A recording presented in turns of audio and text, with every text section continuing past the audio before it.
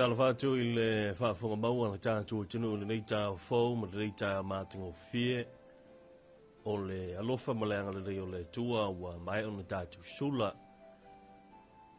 tawala I le sauninga na tāpenei na po le tātua tāpua inga le nei tā au o le taulangosi le na tāpenei na tama whaasau le langi o na pa ia le tua ma whaapenao na tua tuai o tātua manaonga ina ia soani le li I le tātou wholaunga ma ngā luenga mātau nei tā mo nei aso.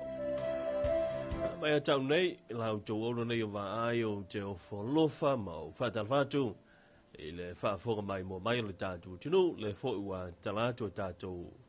So ta inga whanei o na pō, I lunga o penga whaamtalanga le Facebook, a masa whoi o le YouTube. Ia, mai se whoi o le tātou tutua whaawau, le 5 whaawa mō, whapena I fo I mai tātou wala leo tolu I le whamo. La leo wā tātou I nei le asalo le luas furuma le iwa, o le masina le nei o Iulai, o le winga o leo tātou le whaatawhiti. O toi o nei aso I etu toi, tā walunga leo le wholaunga Samoa, pe o nei eina nei masina o Iulai. Masina lona fitu o nei tau sanga, lua anfe, lua se furuma le 5. Whaatalawhātu, good morning. Ia tau e nā ulo angai mai le awala tele nei tai au. Na mole mawina le Palasio Timunga steime le mawatu. Aolo iei whautuanga ia malapata inga. Ia mai le vaenga lo fesa le vai tau. Aolo a tātou wa whea pe a... Tau esfuru 5 minute I le itu lai fitu. I le tātou talo le tau masani. Whaatalawhātu mo whalawhātu le tautu mananga le tuipi. Le vaenga le tai au, ma lo le whalau. Ma lo fwoi le whai o le whaiwa ma le whaatotoa. Ia I ngā luenga fwoi e pi fwoi o na iei le nei tā awa ria sa fwou. Tātou wau lia. Ia, le anga le leima le lofo le tua. Awa anga le ai le pui pui ngali lo le li. Ia, se mea manu o tātou whengai mni puponga.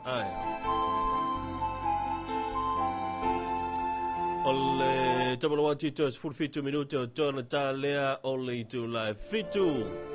Ia tu se swa fianga mai a ole so lea ma tātou telefou. So lea ma tātou talo le tau. Tāpene ina le vaenga le fisa le vai tau. I le peninsula I mnino.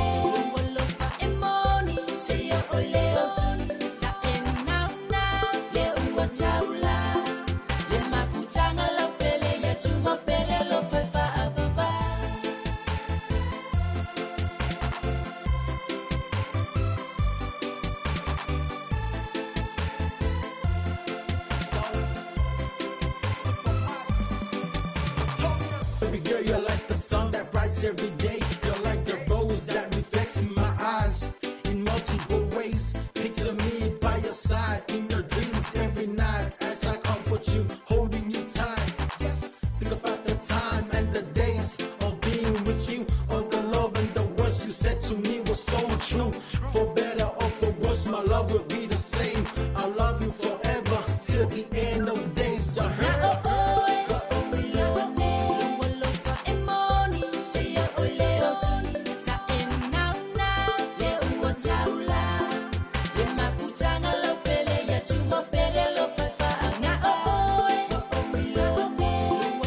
Emo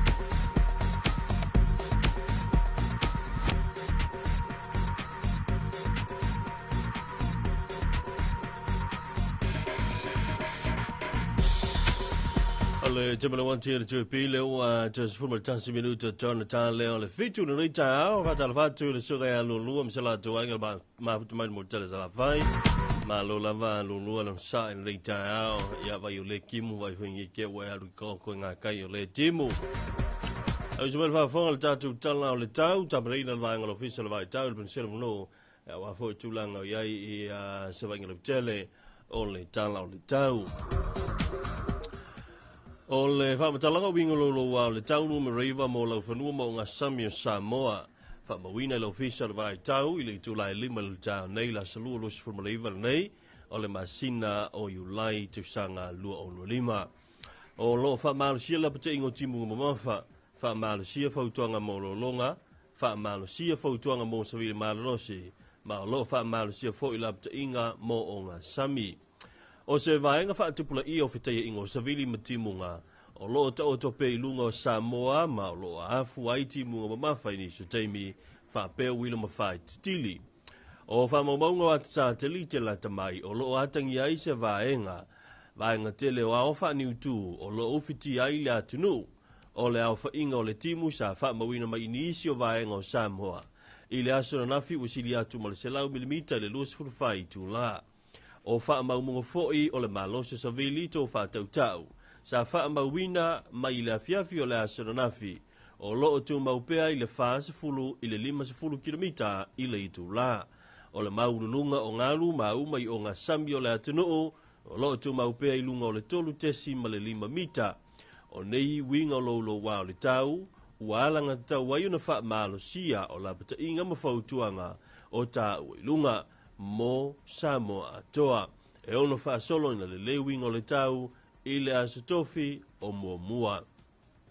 O ni a afianga e ono a afiai maali a afiai Samoa maali a mai e mamafa timunga puaoa mamase se a wala I no fuanga maulunga, lolo vaia no fuanga I tafa tafaala, e ono iai ele solo fa pelo longa I vai tafe, te tele mano fuanga ya fiango fie, e matu aso so ma te tafe au le sami, e malolosi, le fata uta o savili, I taimi o timunga, I lunga o ngā sami ma laufanua o Samoa.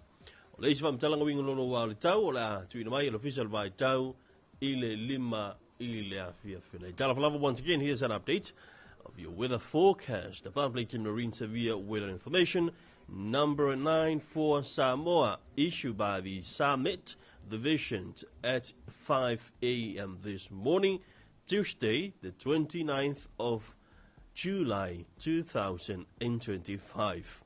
Valid heavy rain warning, valid flood advisory, valid wind advisory, valid marine warning.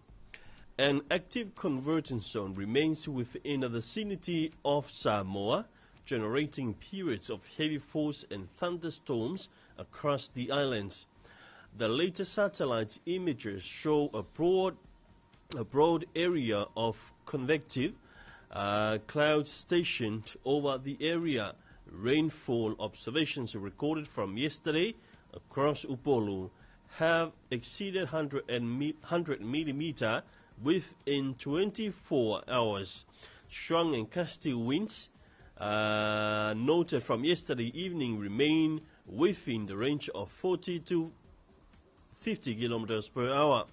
In addition, combined wave and swell heights persist over about 3.5 meters across our marine waters. Therefore, the above highlighted warnings and advisories are in force for all of Samoa. Expect easing weather conditions by Thursday. The potential impacts for Samoa: heavy downpours with poor visibility, foggy and slippery roads over mountain passes and ranges, pulling near roadsides and waterways. Possible flooding and landslides for major rivers and vulnerable areas. Strong currents with rough to very rough seas. Strong gusts during rain over seas and land areas.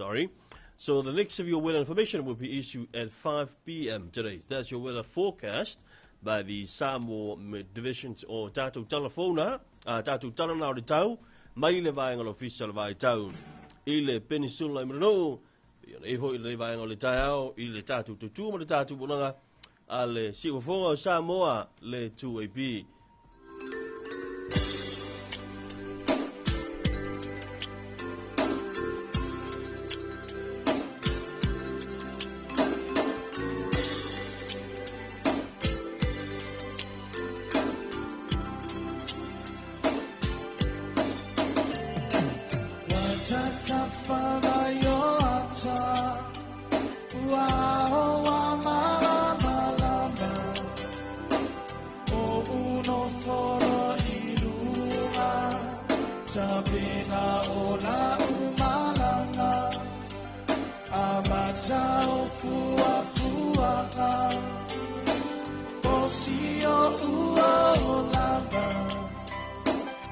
Sofia Semanatu Esilito Efo Iau Usomo Ma'aina Ualea Ina Vase Lea Ina Vase Winga Osio No Foatu No Foatu So ma'aina ualea ina vase winga oitalofa le masaninga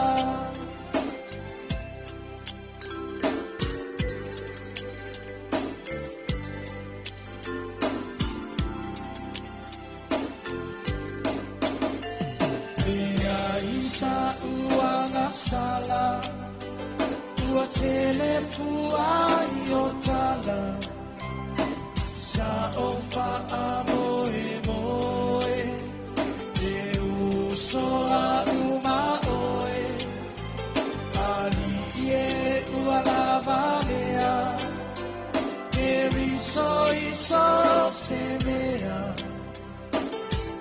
te leo leo au Ilo uto e fo I atu Uso o ma'aina Ua le ai lava se le ai lava se Winga o si o No fo atu No fo atu Uso o ma'aina Ua le ai lava se le ai lava se Winga o italofa le masalina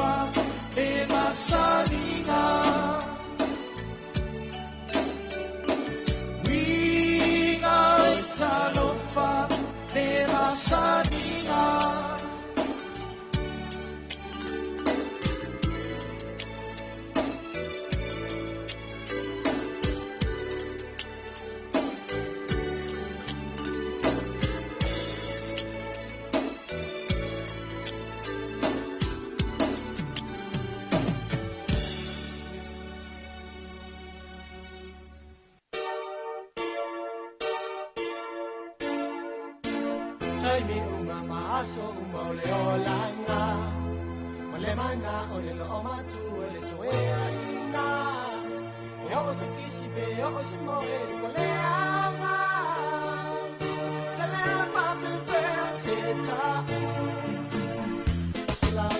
Le jamara wajile JP ole ua tala fitu ya madantu ono ole ua tonu mai ni tatu temfa tu ngina mo tatu telefon fa wa tatu fa fienra ile mai ayo tatu telefon mo vai ngo telefon ya le JP ya pe fo yon e rita au tatu wa ftanga ya va talva tu mto fa malwantu ya ile au fa fonga ya ne vai nga ole tai au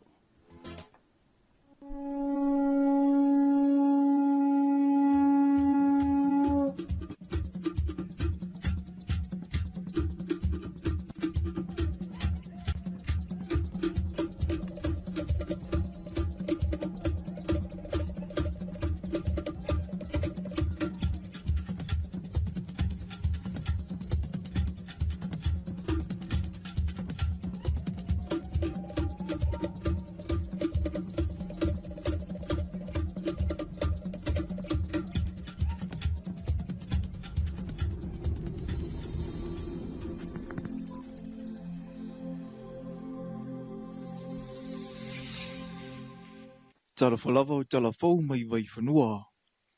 I tala tumua, Ua ia le whaapupunga i le mautanga singa se isa tupaitea, le na muli mawina le aso whareile le bai aso watuana ina ua whaile sauninga whaapitoa e te tala ina ai, o le nei ngā ruenga ua ofia ai ma le fausia o le whale mai whaapitoa mo fo mai, e tofia atu e whaatino au aunanga whaafo mai, mo le whale mai whaaitu malo le nei. O se taseo miti sa whau au whaupo e le tātou malo, whaapele matanga ruenga o le soifua malolo ina, ma le whaanau ta inga, ia mawawano atu se tangata uma, e la tu te whaunga ina iso o se au aunanga tau le soifua malolo ina, o lo omo mia, a whai fo i o lo sapi e ile atinu o lo nofo mau i o polo nei, ia whaapena fo i sa la whai, o lea la ua moli mawinai, le wha moe. O le nei ngā ruenga sa amataina le raso sfultasi o Februari lua felus fulima. Ma mai a aloa ia raso sfultolu o iuni tausanga lavali nei. Ia mai tusa ma le whamasina, ma le tolu bai aso. Ia o se whataitainga le leo le ngā lue so o whatasi o le malo. E tawala atu nta ngā ruenga o soifua malo loina, ma le nta ngā ruenga o ngā ruenga titele. Le company fale ia ai mai se fo il tato fio anga maletu malo nei ao tato pulpul lima fatasi e mai lava se venga mai pave ai ona tino mai tato ngadwenga o le nei ngadwenga sa fa atu peina le malo sa moa e alai vai ngā tupe whaanga ngalo tato malo mo pulokala me tawa po special purpose accounts ma o le pine wha mau leo wha anau ngalo tato malo. E si itia wanoe whaalelei ai au aunanga, ma tina e tau soifua maloloina mo tangata uma, i tu uma le atunu u, e tu sa ima fuafuanga o whaata atitia i le fuafuanga loluma mao le soifua maloloina, po le Health Sector Plan luafes fluiva luafe luaiva, ma le luafe tolu se fulu, ma le taia lawa tina e le malo Samoa, po le Pathway for the Development of Samoa luafe luafe lua se fulu ma le ono. O le fausia ino le whaaupoponga o le whale mai le nei whaatasi ai ma le apitanga o fo mai sa whaamanui ai le kamupani fo fale o le Sheng Construction Limited i le tau au whai e whaase lau fitu se fulutasi a whe tolu se lau ono se fululima tā la ma le ono sene e tutu sa le lei ma le tau sa whaatino ina ai le ngaruenga o le whale mai whaituma lo i sa tawa. Ua te tala mo le lua se fulufai tū la le au nanga le mtanga ruenga o le soifua malolo ina i le whale mai tele mo totua. Mo e ua fia le ngase o le fiva o puna iwi. Mo le sila fia to aiva se lau se furu malitasi tanga tana masalomia i le vai aso taluai ua fia. Ai e to wha se lau iwa se furu balu i la tauna whaamonia ua maua ia unga le whaamai. I le au whai wasi iti ai le numero o tātou tanga ta ua maua i siama o le fiva o puna iwi. I le to alua whelua se lau lima se furu male wha. Talu mai le masino i anuari o le tausanga nei. O le whaamaunga lea na whaamawina e le mtanga ruenga o le soifua maloloina i le aso sa na mawai atu nei, ina ua mahe aso enga le whale so e toto. O le ke mingei e le o ilo iesisi o koe lipukia mai whape o lai kauwhia i le ICU, kulanga ki ngā inga, ia o whangofo soifua i le whaamai. Ai o ngasi kauwhia lo e ke mingei ia se me o le lusfulfiku.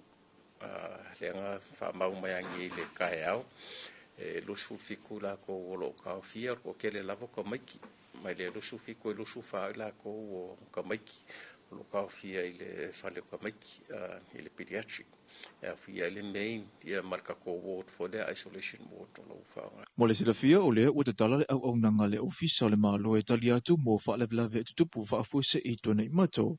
I le te tala i fo i fo i tutu o le mautanga singasi mo to tua mo le lua se fulfa i tū la, na toe wha manino mai ai le awhionga le sui wha atonu sili, ala mtanga ruenga i la tau e anga waa, i au nanga e o foina i le taimi. Mo ele wha pia alusu wha i kula, nga wa ai lea so se kua inga ngasi le ai, o mai le valu kai au le ngola fiafi, ka ko ngasi masangi kau savati, e wha inga wa ai e aso seisi.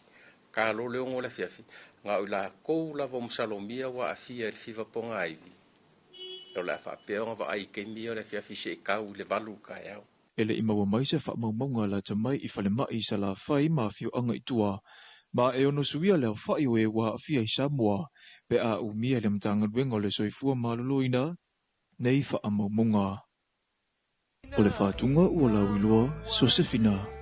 O le tasi leo whatuwhatunga Samoa ua whaalongo i nei so se vai panoa o le rarangi e me se le Pasifika e o lava i le tātou atunuu.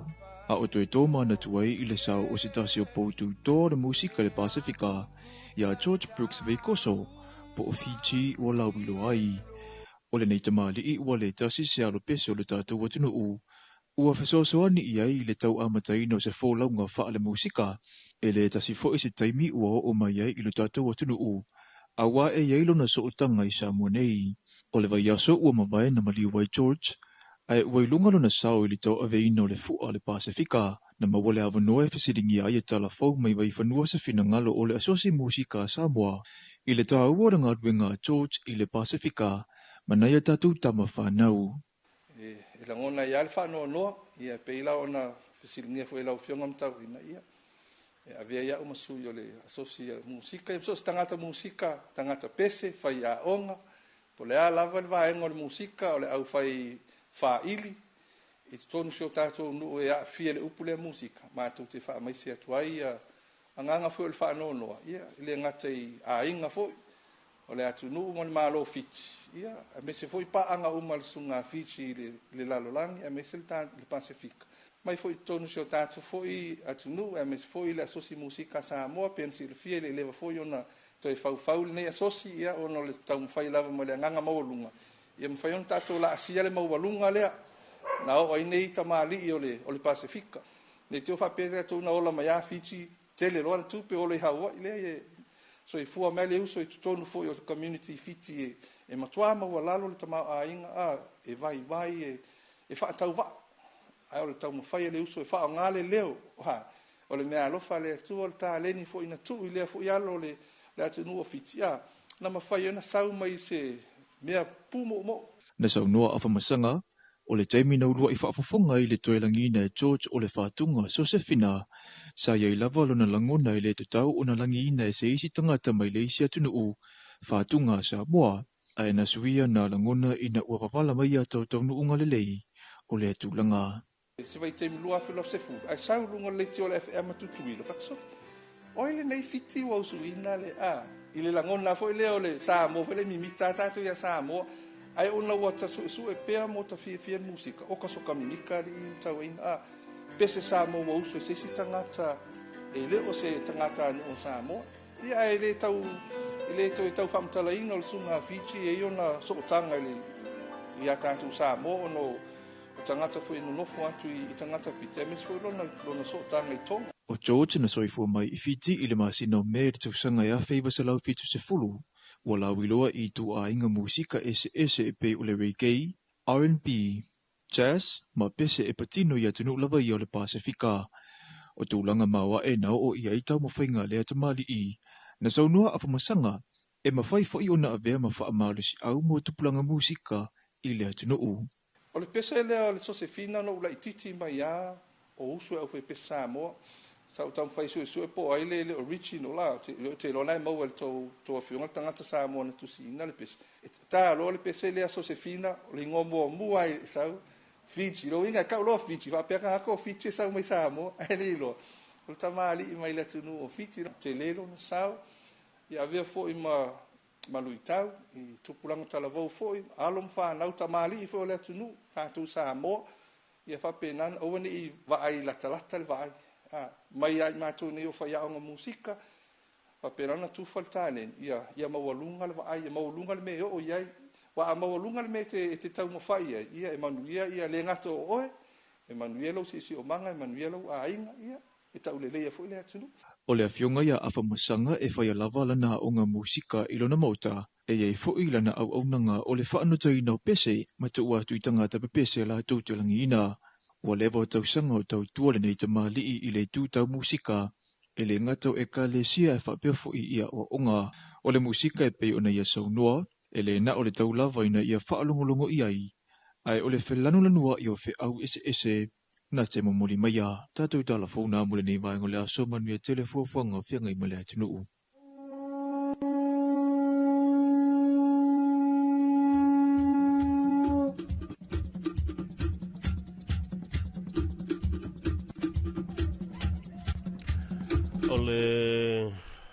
Whaitawina na o tātou talafou i le nei vaenga le tāo se sion whapupunga I le tula I le malafi whina nei, a o le te whafunga, ia tātou telefon me vai whenua al vaenga telefon, I tula valu I le tai au nei.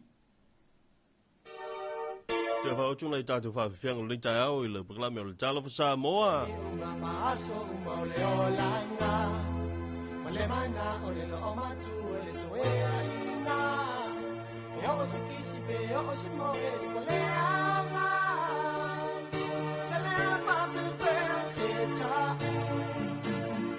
sula o le se ui awala, pe toe mawa e sawava, o tele le mana o le manava, au sa foi leva, sola pave wana mea, kia ia ina o luna papa, e ai se kupole le matanga, e o kuai se mai mala, tai ni unga maaso o le o langa, o le mana o le o matu o le toea ina, o se kisi pe o se moe o le anga, se le apape pe se tau, se le voia se le kofutanga, o fiu fo i se toea ina, mana o le lango i le alunga, o le lango i se manava, mana tua fo i le o so lavala, a tau sue e sa uava, na o so whalava le no o matua, e no ko mau se toea ina. Tai ni unga maaso o le o langa, o le mana o le no o matu o le toea ina, o se kisi pe o se moe o le anga, se le apape pe se tau.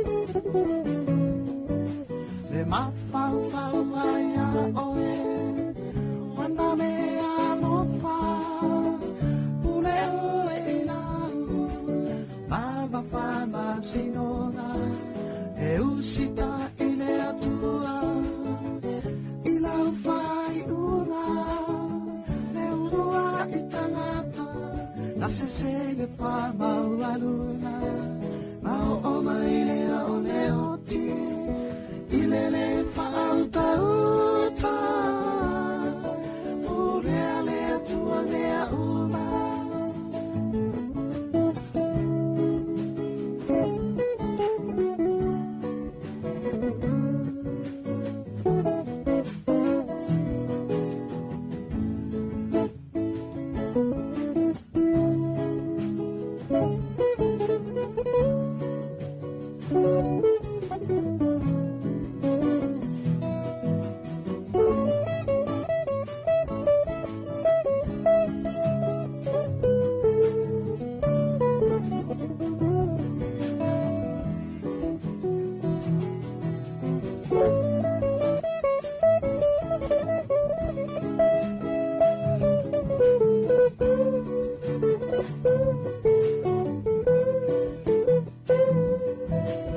Vai mama o ionisi Le fia tamata Via poto manatu Via sili wada o ialava Via malo si peina maaya O ele tu puranga Nota sauna tonga Nei male mo ile taimasa Nao o maile a o leoti Ile le whauta uta Pulea le tua mea uma Pulea le tua mea uma Pulea le tua mea uma Mea uma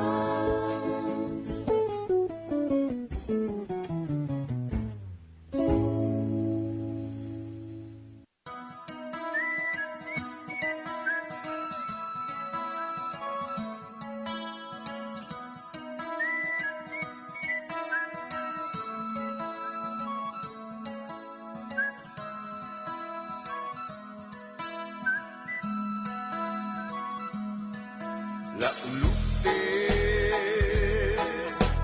ulupe, o ile mau maua. O filele aki solo, ai leilo mai, lo fa anua noa. Sikele mai ya.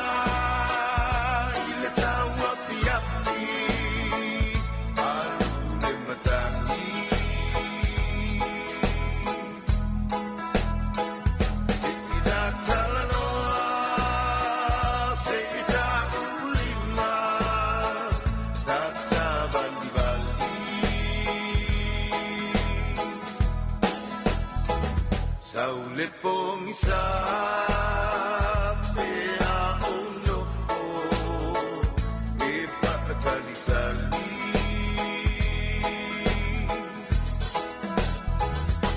omo nga upaalupe o ele ng batsi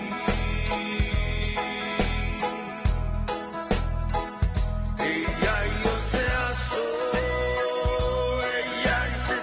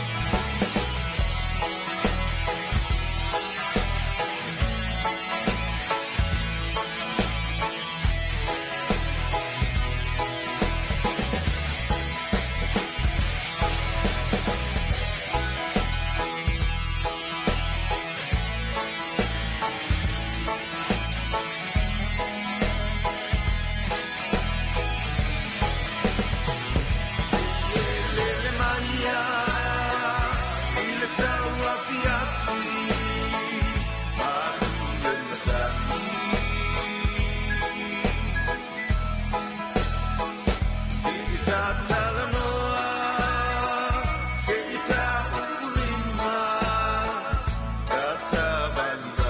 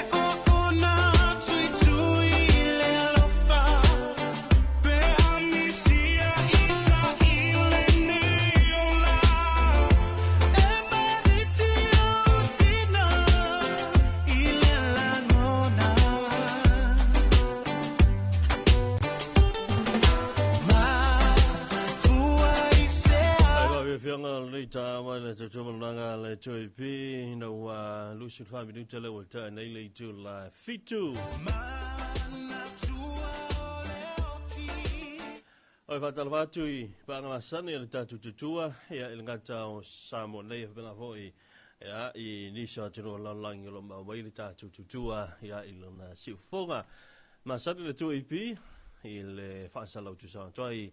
Mai le peninsula no fatalvanto le songa mo malo tama lua me se foi o tama ya su tumua songa mai longa mo tala sala fai fatalvanto foi songa matira chito lele good morning ole asona nafi le asa fa bena on tolo lo vinal mta pu pesa fonga ni mta pu foi le on lui fa tu la fono le isi su to va sanga le isi to va ma le wa mai le faiunga ma le wa mai le isi tala ta mai o le tasum ta upu sai la sanafi o mta upu le va o le tu malo fa sang la numero tasi o ila ua le sa tang ye fa sang ni si suyo le va ni si suyo le lo tamo le itu malo fa sang la numero tasi o le ua ave itua o la o tangi o no winga mo le tu malo la va fa sang la numero tasi o le ukilia o le ua ave i tua tangi a esa tangi e whaasanga i ni isi o sui tau wā. O na totoe mai ai lea, ia o ni isi fo i tangi, lea e whanga solo nei vai aso. Ba aso a tai aolo i ni isi tangi, pe la o na ile tangi a le sui e wanga whawhai al whatu toi le tosa mō. Tasi mō le tu malo whalea tanu numero tolu, so ngai a palo stau se whaasanga lea i le sui ala wanga whawhai al HRPP, le ala le pura brimoni iafi. O tai au fo i le whaamsironga i le mata upu o le tangi whaaltu la fono a le tauwhale ngoa matua a le vena a le e whaasanga i le ngawha a toe le sunga i a Pepe Christian Fruen o le vanga whaapwhai a le HRPP. Nisi lana o tangi lea o le a suesuina i le aso a tau pe. O fonga ina i lo mo le whaamsironga i le aso tai au o ye ina vani so tangi o le fa tu langa va fa silonga ya pe ona yae ya le tu langa foi o le fa nga salonga o ta penanga mole fanga palota tala no fanga palota wa le tasilna o tala noanga lo laurunga yae le tala noanga le tatu te no ta penanga o fanga palota i le aso lo luas fulmaliva o le masina o auguso o le tau sanga lu lima Ai tatia ia la le tulanga o le palota ma tapenanga la tuia o le afa pena o lo ngā lue ai o le mewhaitele. Ia ai o le tulanga foi la tuia o mta upula vai a whaapurukiki mai ngā pena. E tātuk tala noa la ni soifua maloloina. O se teimi o le tau nei o le afa tisi mai sui vanga le soifua maloloina por mta ngā luenga o soifua maloloina.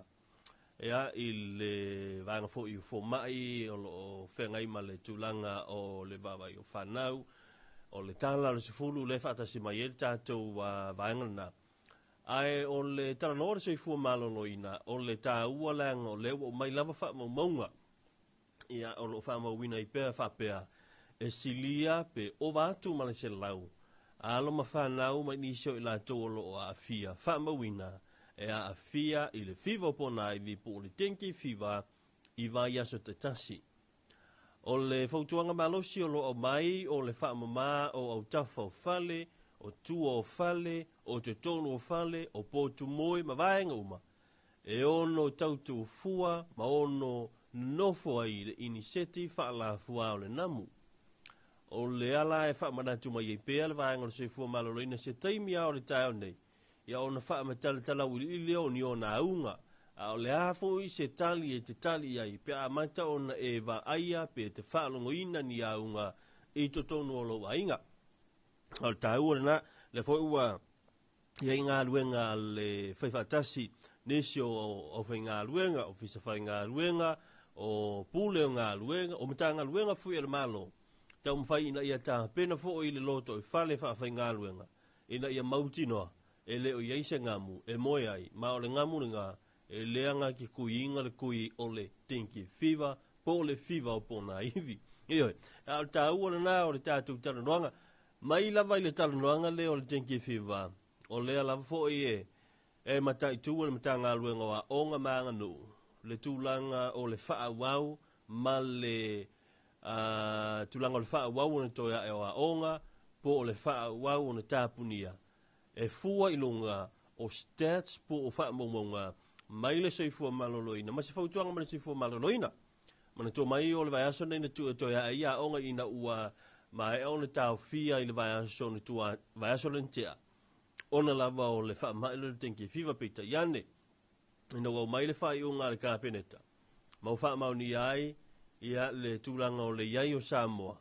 Ia i le mahate tuina o le wha mai le nei. Le alana to tāpuni ai mo le nei va yaso o le tulanga fo ile o yai o le lava ua tu ina mai i mea onga le whanau pe fo ina fautua ina i lunga upenga whamtalanga o le social media ia ina i mawhai o na mautinoa ia ele o whewa i whanau i le valea ia maono yai sea a fianga i le whamai o le whiewapona iwi ia o le tulanga nana to e whamanatua tu i le whaafonga mau o le tātu o tinu o le nei vanga o le tai ao ina ua awhatonu la fitu, ia o le a tātou wa ngātu, wa fo i tātou wakalai masani o peses fulu, a le tuipi e vanga ma turang fo i o lo iai le anga i mai o le tātou utunu, wang ukaura upule o le vanga, le anga i ale to tele wa usuma le tāo, fai le vanga fo i lele. Whaatali ele teimi fo i lele a matai ngā ruenga. E ai fo i leisi e vaiva mai ai luna whale, i le tāo mai nuino le i puti kofe, ia matapena i fo i le teimi sa uni ma ngai mai i loe ngā ruenga.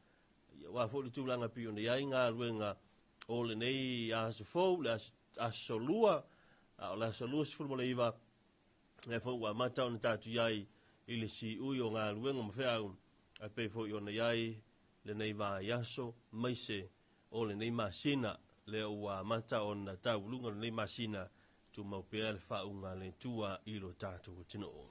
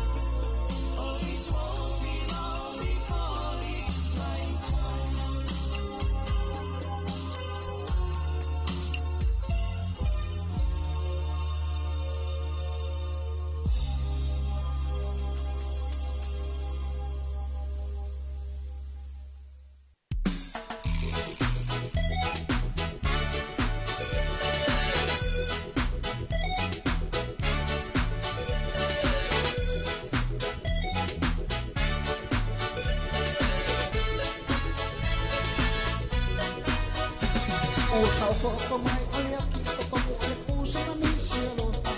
Ua ai me fa ngoa ia ka ko lo feo. E umala ba ole ola ka ko wa mo pelo polo. E kau sa i ku sa apa po di tua a fa i mai ko. Ai su sa i si pai. Fa mi si na me ai sa ka wa ki ai. Awa ole oki ua fia fia ole ua. Ele ko fo i mai e ko mi si ai ka. Ai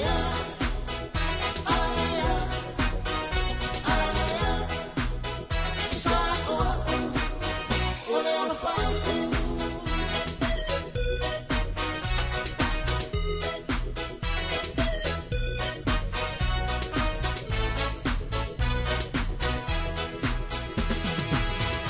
Lau fa so e fa te ko ai asa mo. Ka mau ai nga ile lo ko i fa a wo i wo ki a ko. Kaluai lava le makiba ua le lava foi o le fa so. Ai ale ale sa fa toko ai momoli e ko ko sa mo. Ai su se si pai na. Fa mi si na me ai sa ka wa ki ai ai na. Awa ole o ki o fia fia o le ua. Ele koi fo i mai e ko se ai ka. Ai sa o ole ole fa.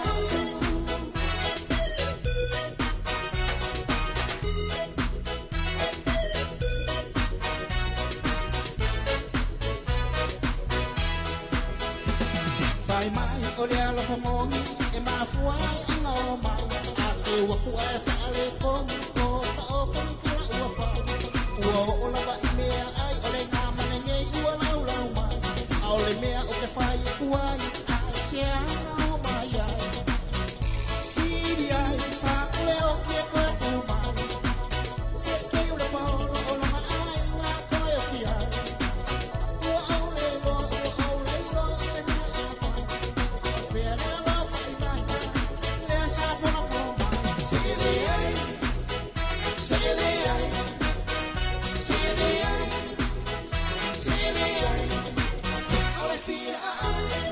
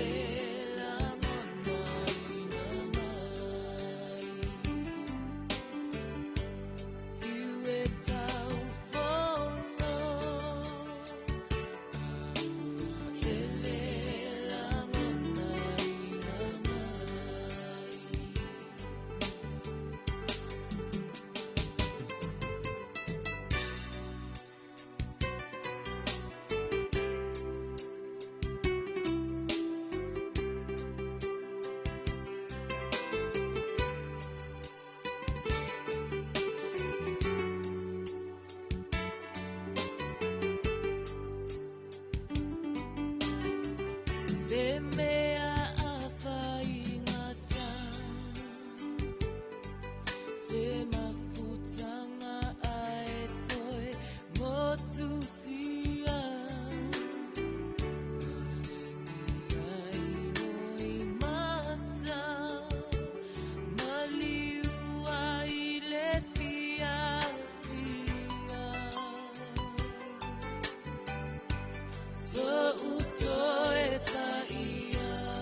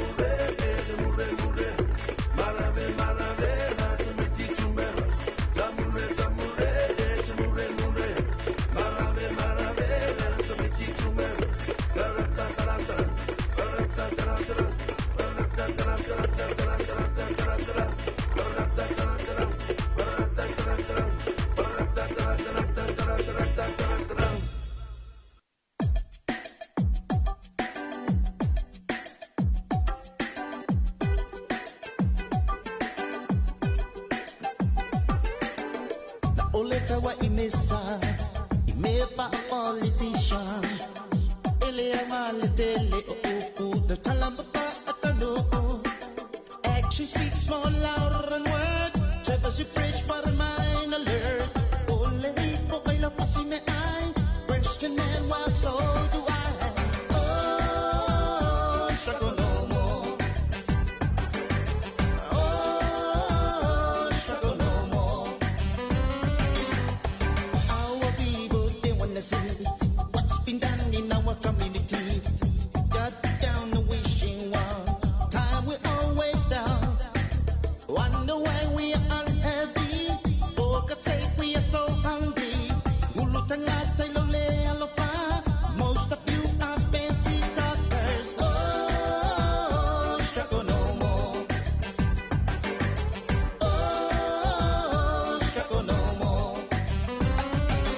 No struggle, no pain, no trouble, no pain, no struggle, no pain, no heartaches. Yeah, struggle no more.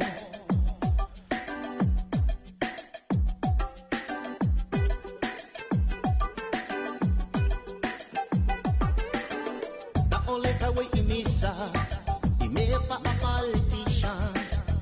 Ele angale tele talama pa atano. Action speaks more louder than words. There was a bridge for a mind alert. Ole po oila pasine ay. Question and why so do I? Oh, struggle no more. Oh, struggle no more. Oh, struggle no more.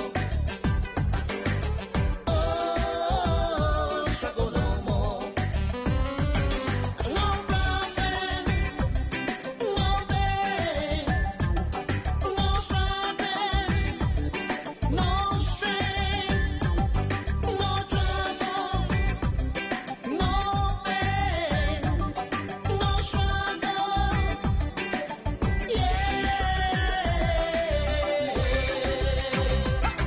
No struggle, no pain, no trouble, no pain, no struggle, no pain, no heartaches.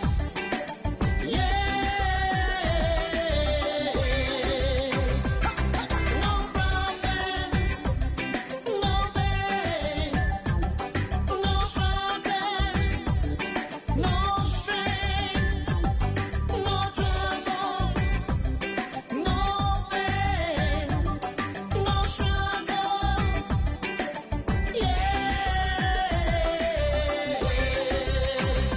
Struggle no more.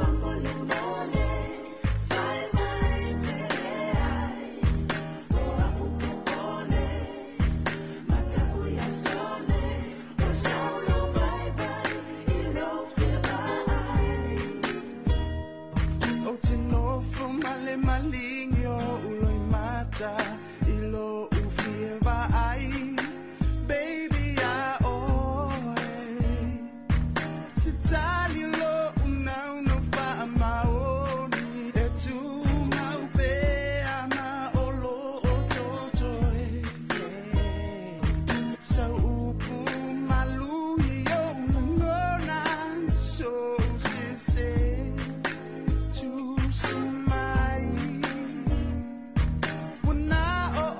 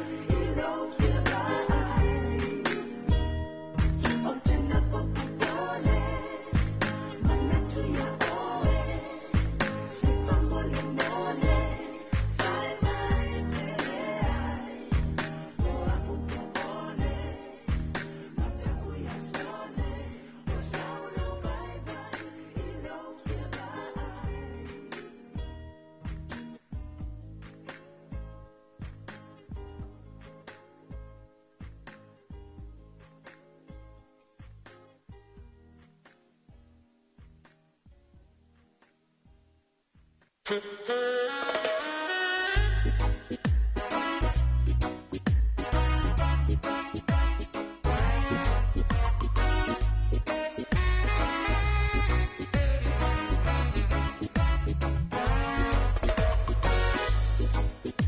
things they've been said about you, some false, some true.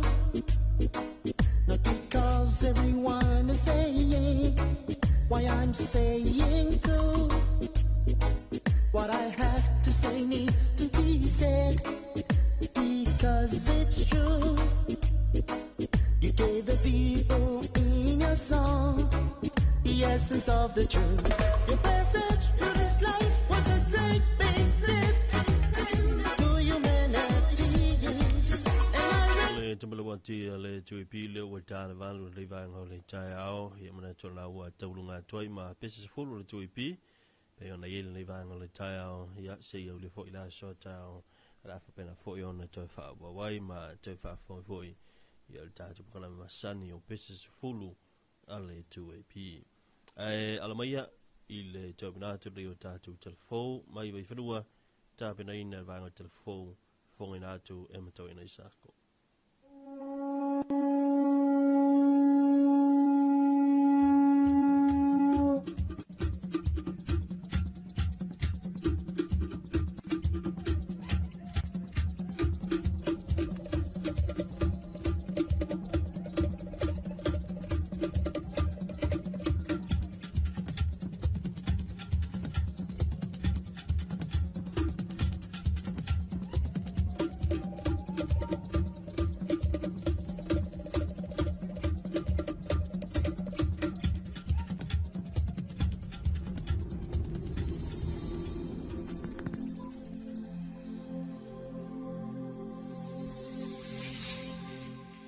Tala falava o tala fau mai vai whanua. I tala tumua, ua ia le whapupunga i le mautanga singa se i sa tupa i tea, le na muri mawina le asa whareile le vai asa watuana i, ina ua whaile sauninga whaapitoa e te tala ina i, o le nei ngā ruenga ua o fia i ma le fausia o le whale mai whaapitoa mo fo mai, e tau fia atu e whaatino au aunanga whaafo mai, mo le whale mai whaaitu malo le nei.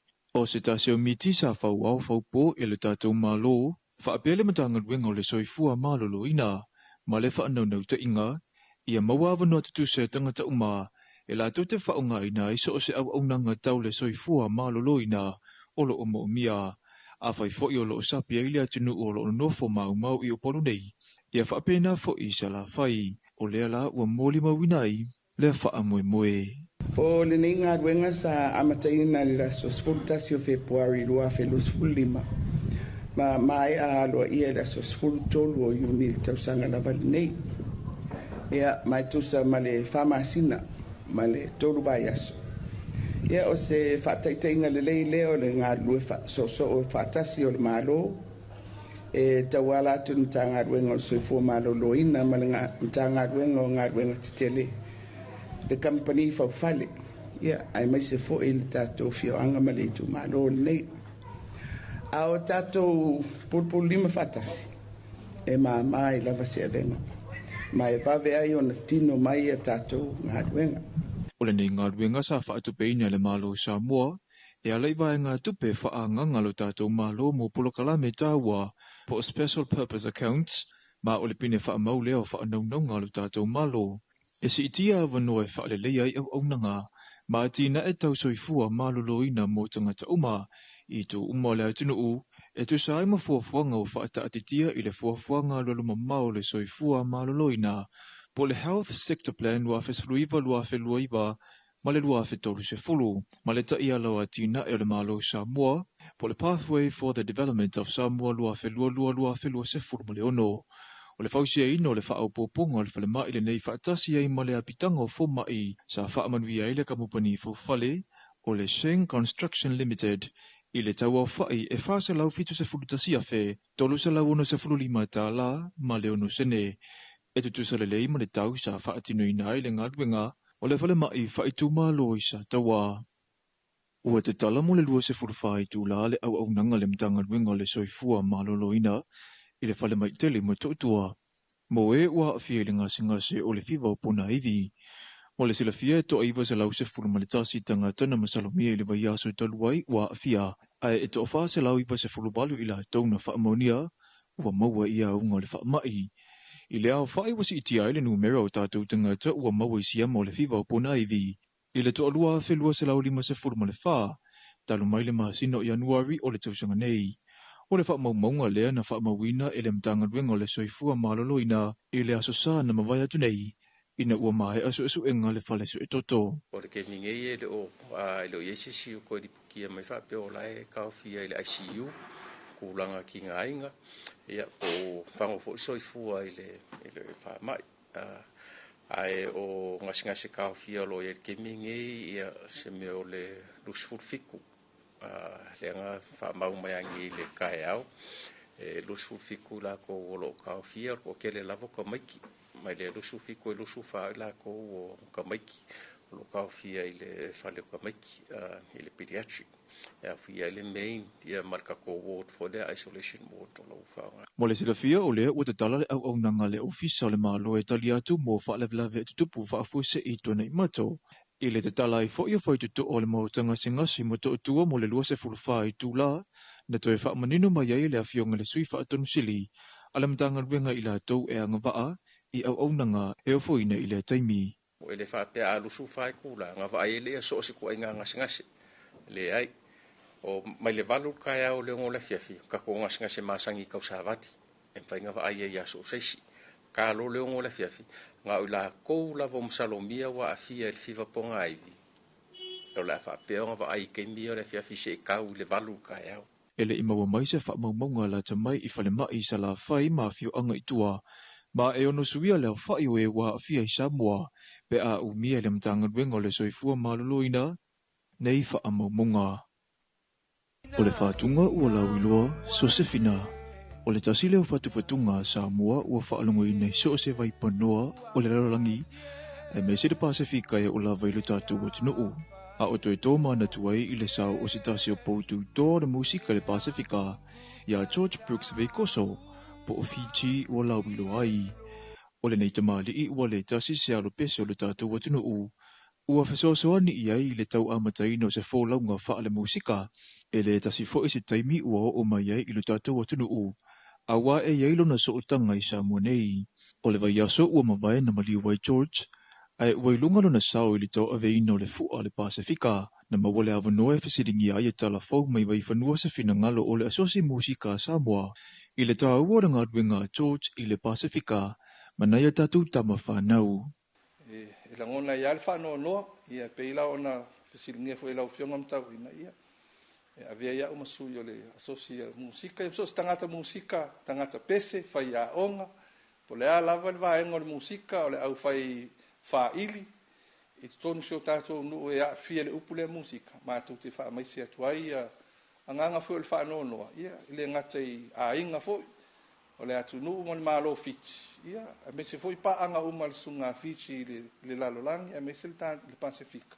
Mai fo i tonu sio tātou fo i atu nuu, a me se fo i le asosi musika Samoa, pensi le fia le lewa fo i ona toi fau le nei asosi, ia, ono le tau mwhai lava mo le nganga maulunga.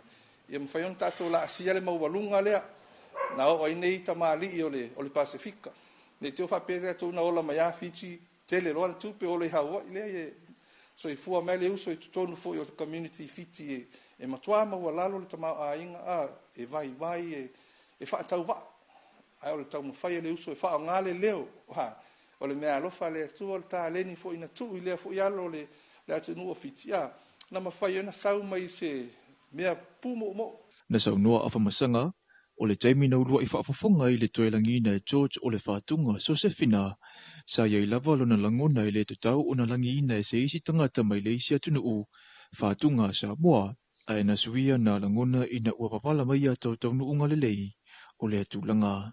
Se vai taimi lua filo se fu, ai sau lunga le tio le FM tutuilo, whakso. Oile nei fiti wa usuina le i le langona fo i leo le Samoa, fele mimita tatu ia Samoa, ai ona wata su e pea mo ta fia musika o ka so kaminika ri tau ina pese Samoa wa usu se si tangata e le o se tangata no Samoa ia ai le tau tau famtala ina o sunga Fiji e ona so tanga le ia tatu Samoa no tangata fo inonofo atu I tangata Fitemis fo lona so tanga I tonga. O George na soifua mai I Fiji I le masina o mea le tausanga ia feiva sa lau fitu se fulu, ua lauiloa I tu a inga musika ese e pe o le reggae, R&B, jazz, ma pese e patino ia tunu lava I o le Pasifika. O tūlanga maua e nao o ia I tau mawhainga lea tamali I, na saunua a whamasanga, e mawhai fai o na avea mawha amalusi au mo tupulanga musika I lea tunu. O le pesa lea o le Josefina no ula ititi mai ia o usu au fai pesa Samoa. Sau tam fai sue po ai le original la te lo lai mau to afionga tangata Samoa na tusina le pesa. Ta lo le pesa lea Josefina le ngomo mua ai sau Fiji lo inga ka lo Fiji va peka ko Fiji sau mai Samoa ai le lo. O tamali mai le tunu o Fiji te lelo na sau ia avea fo I maluitau I tupulanga talavou foi alom fa nau tamali fo le tunu tatu Samoa ia fa penan o ni I vai la talata le vai mai ai matu ni o fa ia nga musika fa perana tu faltane ia mawalunga le vai ia mawalunga le me o ia wa mawalunga le me te tau mo fa ia Emanuia ia le ngato oe Emanuelo si o manga Emanuelo ainga ia e tau le ia fo le tunu.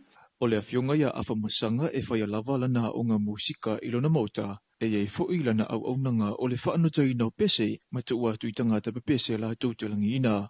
Ua lewa o tausanga o tau tuale nei ta maalii I le tū tau musika, e le ngatau e ka le sia e whapea fwoi ia o onga. O le musika e pei ona ia saunua, e le na o le tau lava ina ia whaalongolongo iai, ai o le whelanula I o whe au ese, na te mamuli mai a, tātou tala whauna mule nei vaengo le aso manuia telefuafuanga whianga I male atunuu.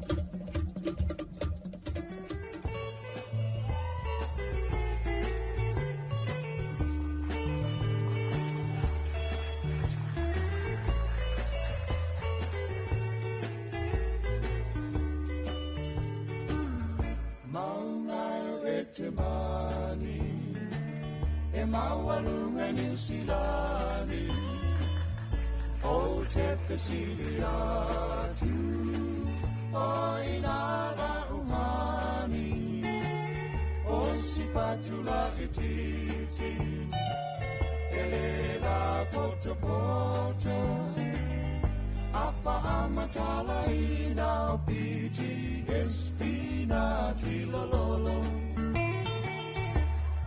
Felele ya le fua manusina olo opilo atuai masia sekirita la utulipe uliuli waole mawaina tofadia oe uale tanu tafa amoe moe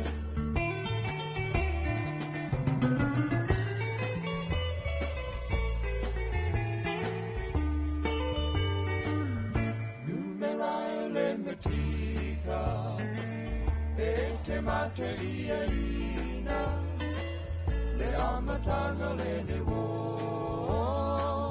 ilona fuaina kanti tau fele fele ua mate lau tu pua talo pai o numera ana laki o le vanu male sepulu male lua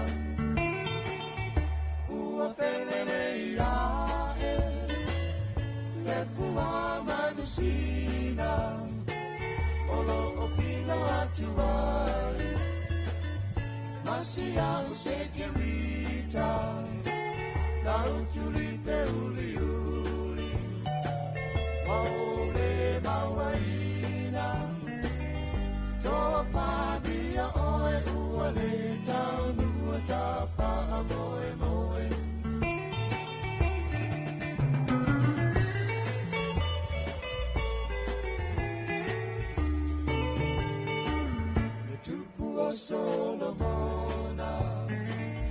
Tama fine miliona Ana Luciana Paua Uli Sarona Naya Natia Tuai Ia Amenati Po Efa Amame Atu Ea Amile Sepulu Piti O Ai Kupito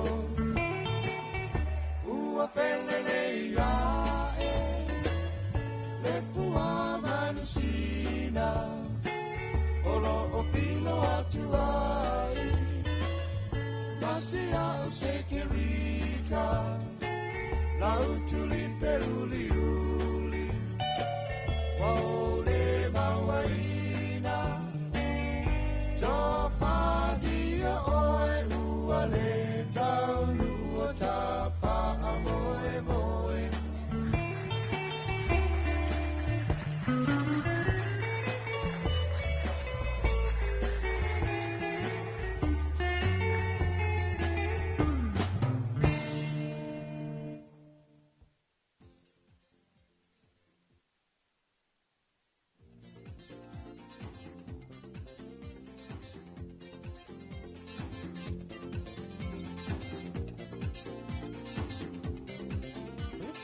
Ua o vaai, o mata iai, le susulu ia mai o le la. Ona o pese, pese ai lea, siva foi ai, ma le fia fia nu, nu. Mata ngo fia, Samoa, Samoa, o feleni, uoma, uoma. E masani ai, nu, nu. Mata ngo fia, Fia fianga, le malanga, ele tausanga fo. Fia fianga, atunu na wola mai ai. Pese mai, e failo nei nai. Ala mangoto, siva mai, e failo nei nai. Ala mangoto.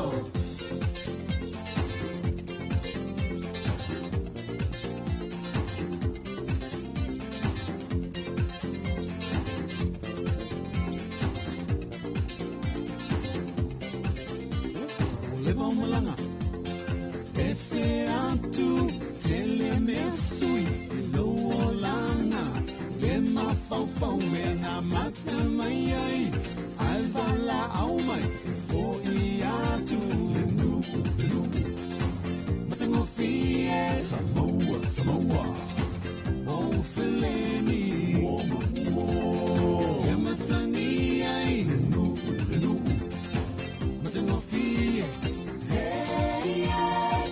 Fia fianga, le malanga, il tausanga fo.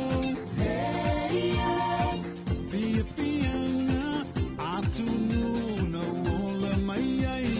Pese mai, e failo nei nai. Ala mangoto, siva mai, e failo nei nai. Ala mangoto.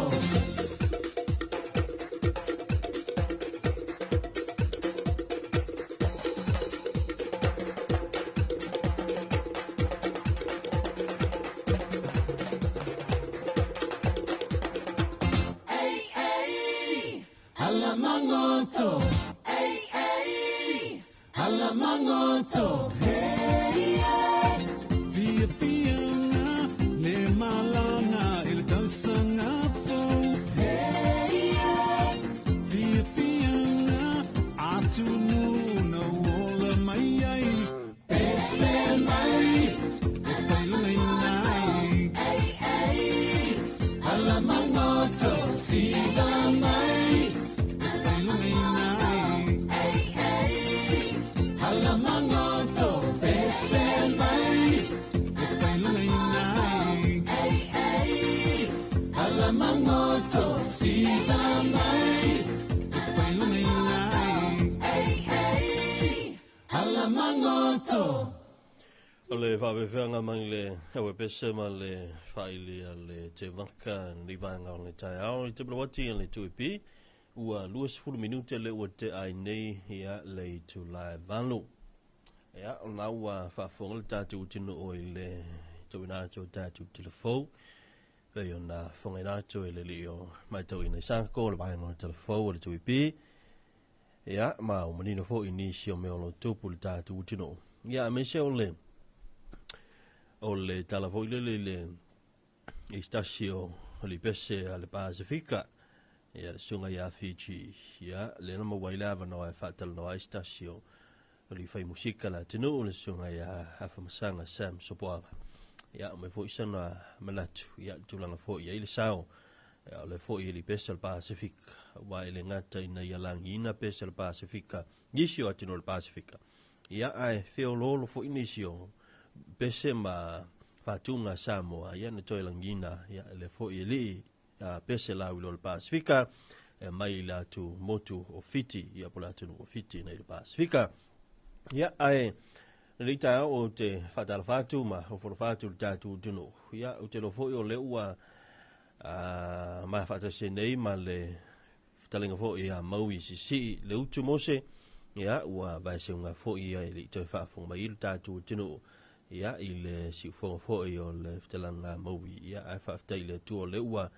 mai nei lao ia tatou to e fa so ai ma tatou to tala no ai foi e lunga o le tatou tu e pi ma tatou le tio nei tai fa tal fatu lo to fa maui ma lo le o sai ma lo foi le so por nei tai au fa talo fatu va ai fa pe foi na fa talo fatu ile fa fonga mai al tatou tino e Samoa o lo mafuta mai i lunga o tātou whaasalaunga ia ele ngata i Samoa nei whapea foi atunu o mamau o lo mafuta mai ma lo le soifua manuia ma le langi e mama whaisi timu o mātou le nei tae au hali wa ai sa amata mai lava le po na po uma le leia le po se o mai ni le tae au o timunga lava ia ai o timunga ia le ta o to tele o le o wanga o whamanuianga pe sa o ea o pele ai whawhetai foi le alo fole atua o lea ua tātou tu e whesila wha ia wa ai atu le nā lava e manuia na e te fōlinga lai titi lava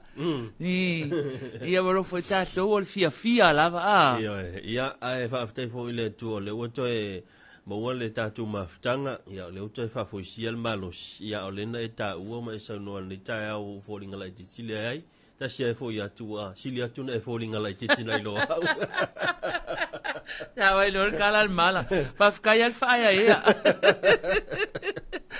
ia o leo falo longo atu nel tai au i telefo a matau aina e lenta uai ia le ali o Fiji e wai pe o Fiji ia le ngoa i loa ia le ali pese le nei fiti o jet a George Veikoso ia lona suafa o le tausanga e fit se fulu e anana soifua ia le se fulu o me a le la o maliu le so luas ful tolu o le masina le nei o you lai lua fe luas fulu lima lo na winga o lima fulu lima tausanga le matua o le soifu ele tai ele stangata matua fo le la o maliu ya Veikoso ai Aliana na ta ue tātou telefo ia le pese vo ile a Sosefina Sosefina wale lei e pe ia le pese le ta ilo ia nei te ua se au o le tia maale no ufa alongo ai o la tau suina ia ele o mautinoa la po o ai tonu e ona le pese le ane tu siaina ma fatuina ma usuina le pese ilo na ulua i pese ina o le pese nei o le nei a fo ia o le pese ina o le langi ina e Fiji o le pese le ava ai o le malosi o si ufonga wa o le manto fo ia o le tam pese nei kusa e maliu nei o la ua saufa i le no fo fa ta vale ia o le wheelchair ia ana ia na konseti la tamai nei lava ia na pese lava ma saufa ia na mofa le to le malosi o si ufonga e ia le sa mai ia ainga pesi o le foisa ta pena la na konseti le masino setema ia le ala ua le tau nuu ina o le ua failangi le fōlaunga ia i foila ma isi pese sa moa na tau su pe le pese la tau alanga Solomona ia le tau se Fiji Ia o nisina o pese ma fatunga e longa ile si o fonga o le foi alo pese o le Pasifika. Io e mali e lava e peila o le pese na tawalanga Solomona o le pese ale penina o tia fau. Ai fa afetai fo ile alo le Pasifika i lona mafai ona ia langi ina ia so se pese fo ile a so se atunu o le Pasifika pe o se langona le e tu matila i le Pasifika va ai ona o le tūlanga fo ilea e loa i lo tato fealo fani pe a faapea ona fe tu fa i tato musika i le au fai musika la tau mana ia fo ile faatalinoanga ma le afionga ia afamasanga nei le tai au e tato talafou ai o le peina o ta ua o tau sanga e lua fe luas fululua ai no malanga ai i le fonotanga i nai Solomona. Ai na faile o le dina, le tau maftanga i le afiafi le fonotanga le nau iai. Ai pe pese mai fo i teine Solomona na le pese Samoa. Pe lua ea pese Samoa na usu mai le afiafi na. Wata fia i lava o fo i lea, wa ese ale la ngona fo e ioi. O ita o le Samoa. Alai te ile atunu. Ale wo pese mai e lato. Ale ma naia i o le matala le leo. O si ufofonga ma fofonga o nai tamai taia sa pese ina le fa ili le pole. E sa ole le ia wa ole tūlanga fo ile la tau ia ile i mene yo fa fianga. Ia le sa ole le tala ho ile le po fea le me tate alu ia pe mai se fo ile tau le au mau ia tinu fa fi so tau zanga i va. Ka fa longo i fe mai e te tangi loa ia pese sa mo pe ia la o to mai ma fo nei. Ia. Ona foi le lai au mau ia tunu ese ia pe ia a fa longo sina upusa mo se pese sa mo. Io. Pela ngona lava lo tamita. Ai vai la tala a moi. Il me foi le no warto nei saina mantua e mo ia le umi mantua ia ka ke fa longo so uma te fa longo ile fa saina ele ai se me foi le a telo te mi wa e lima i tu lai e va ve ile te mi nei ia nai lo saina. Ia te la lau teimi. Ia le moli maua ia fa so oma tu sai te ale lua le lua e po le toru le lua i o. A seki la wala mo te ala. Te fa longo mai le polkala nei le lua le vaveau. Ia te fa ta lofa mai. Ale o tale ono. Ale o tale ono nei sa mo.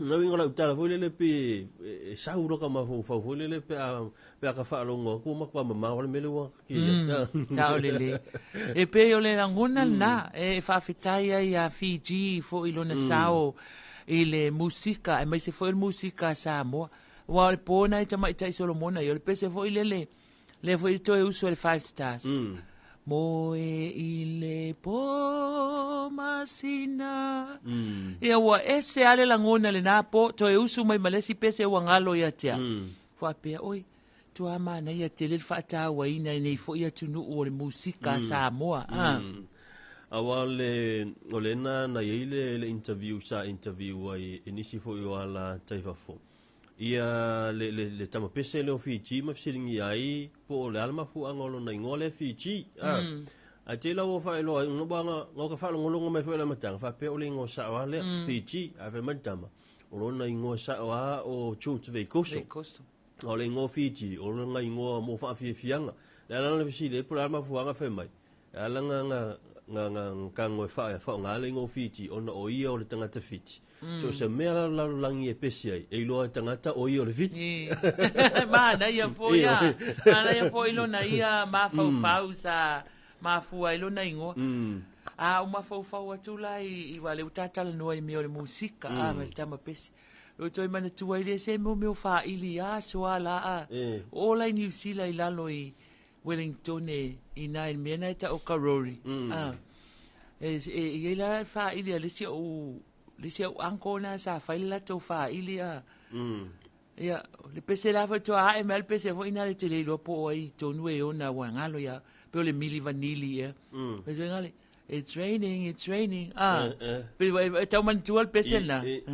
tears on my eyes ya po le a esa ya kamala fo ingai fa ide Samoa ele ke ape ma wa upu pe ya ngale ku ala kamanga la kamala ngai ka pace ai ka fa lo I'm baining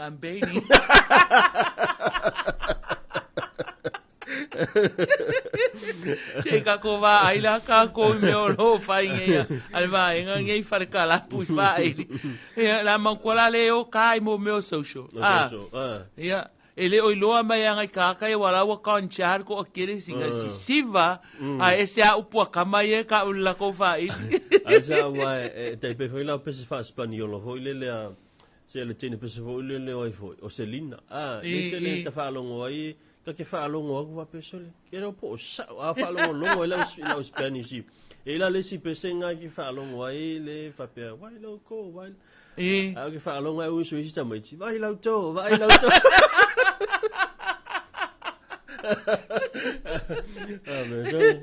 Ole ko inga me ale mo wange ya.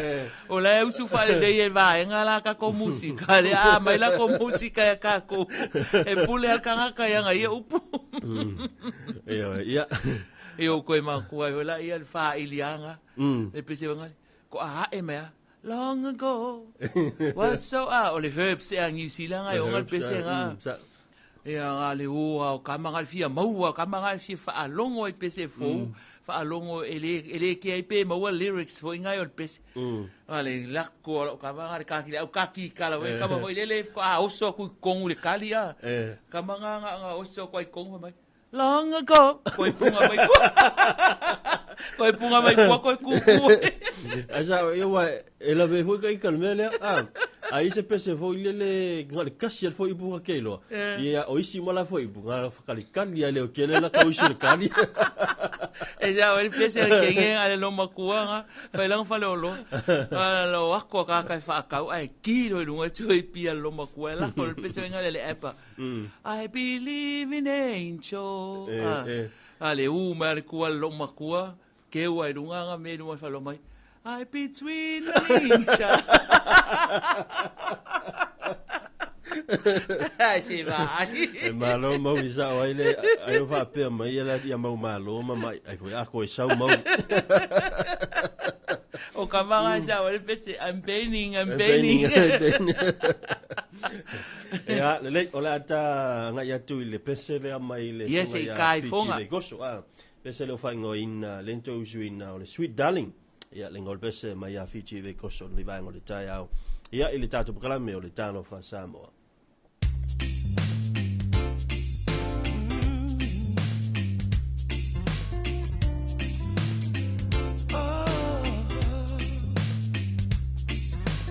We've been together a while, and I don't mean to cramp your style. Sometimes I wonder just how things happen this way.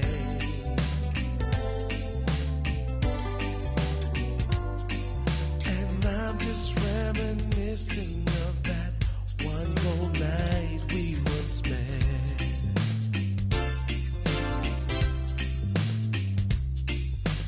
You'd pick me up every morning,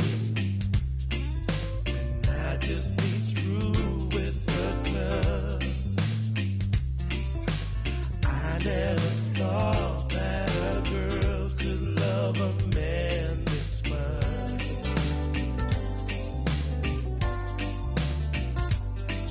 I am overwhelmed and baby, I just can't thank you enough.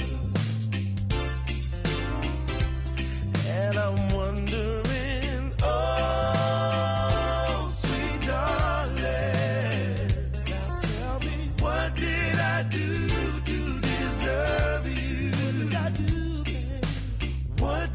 say to make your angel eyes turn my way. If only I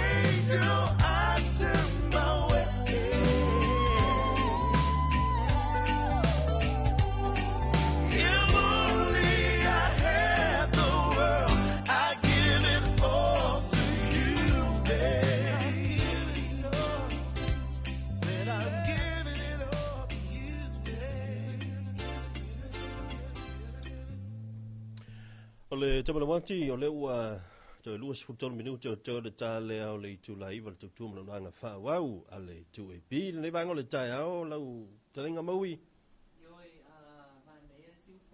Alongo atua i o Fiji ia i le pese na Sweet Darling ia o musika lava na i longa i fo i lea alo pese o le Pasifika ilana ia fo i taleni o le musika ia ae o le isi vaenga no whaongolo mai o le whaopoponga lea o le whale mai lea sa tupa i te ali vai le whapena te tala i le aso wharaili o le vai aso tuanai ia sa le e lua ia ngā luenga ia sa le sanga i le tatu malo tau se tala i le motele ia o le ngata le whaopoponga o le whale mai na sa tupa i te o le whaopoponga o le whale mai sa taua ia le ua i le whaopoponga whaatasi ai la ma whale mo fo mai le a whapena ona no fo mai fo ia le mamau pe na i fo mai fo ia le tau sa vale temine ia la a maua lava la le ua maua le apitanga mo la tau awa o leisina a maui o leisina e mese lava mātou ia i savai o leisina e whawhita uli numero tasi a mātou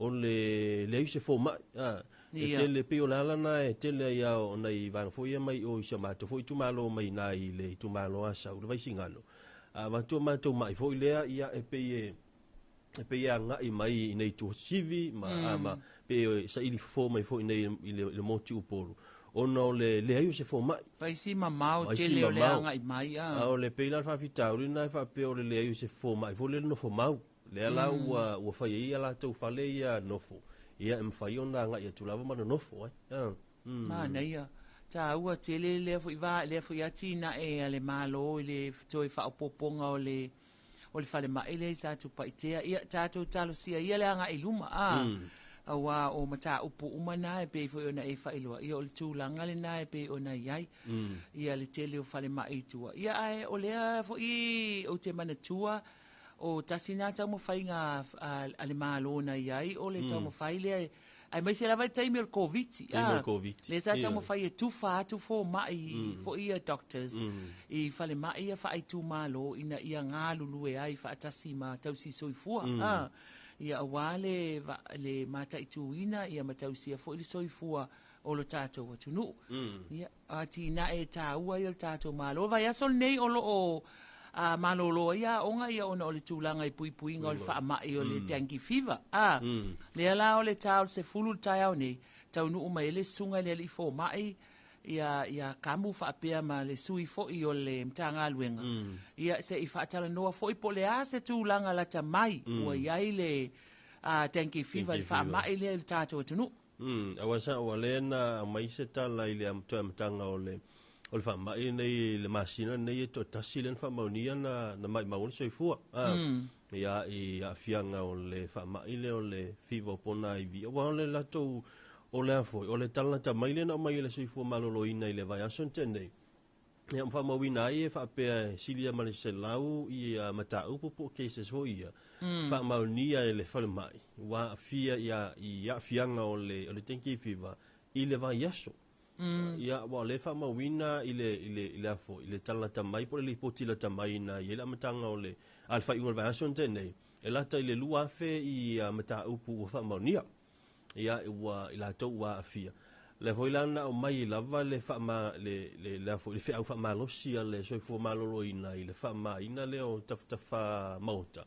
Ai mai se la le o le fe au fama lo sia o mai. O le ave se ina le o la o le fala. O le fala No le fe foninga mai o mo la to fama mo pe la una o matua teleson na so ani foi le no fuanga to foi namu.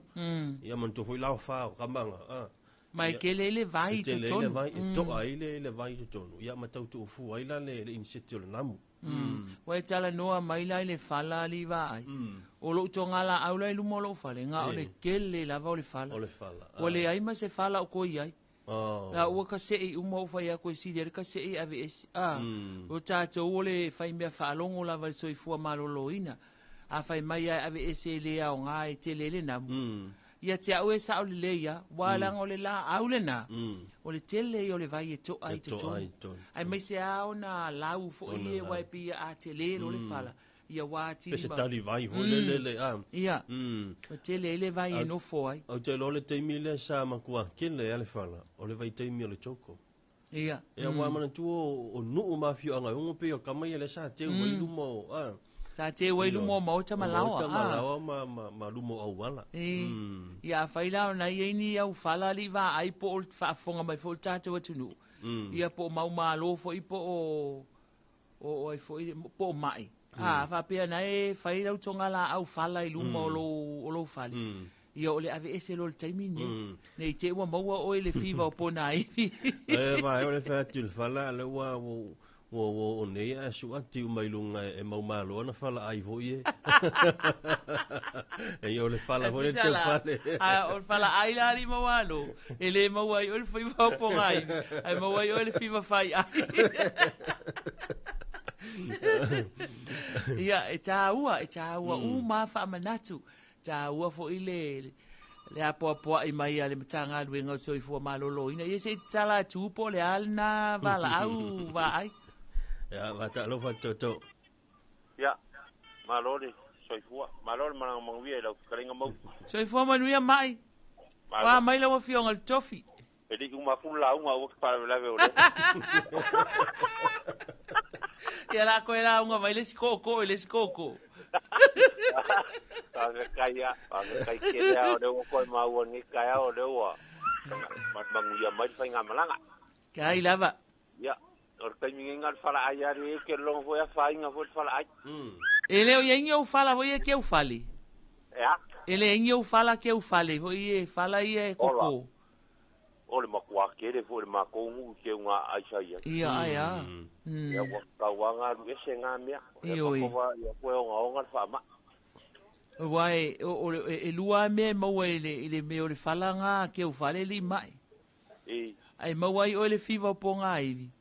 Ko e mau ai o le fiva po ingale ka vidi pe ale se kupi. Ingale no se kupi fiva ka vidi ro.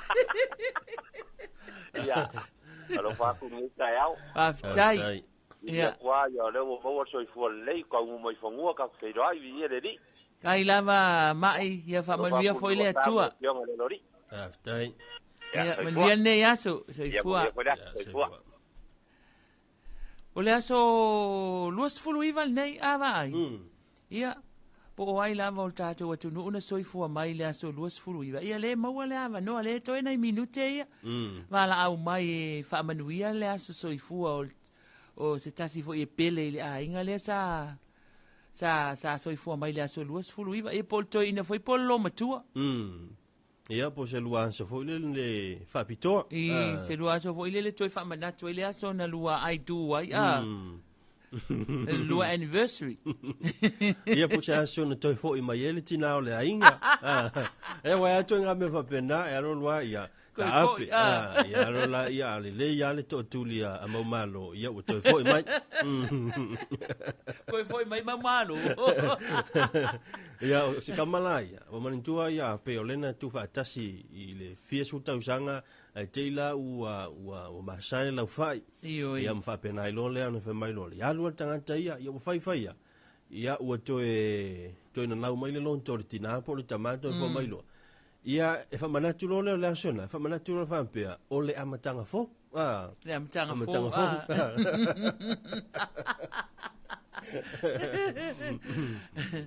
Ia foi ne ia ole tulanga na fai na e soi fua mai la solua iva fai o se fa manatu ole anniversary le aso nei luas fulu iva ole masina le nei o Julai ia ole taimi ale nei o lo vala au mai ele o toe umi taimi ai uma fol masina le o toe umi ole vai so fofa mai ale masina ia ona tato ulu fale lo le masina au kuso le masina pito sili le ona taua le ole fai ai ole aso la le nei aso luas fulu iva le fai ele fai nga filifilinga al tato watu no ia talu sia ele lo fole tua ta Emanuia tua ele soi fu o tato watu no ia e au lia le aso tau poina ia male nei fa mo ta hoteli ale au suta peseli va ai se fa Emanuia ia aso soi fu o tato watu no ia sauni mai lo leo li vai Happy birthday to you. Happy birthday to you. Happy birthday, everybody. Happy birthday to you. Manuia toa sofanau. Manuia toa sofanau. Manuia toa sofanau. Fa'amanuia le atua.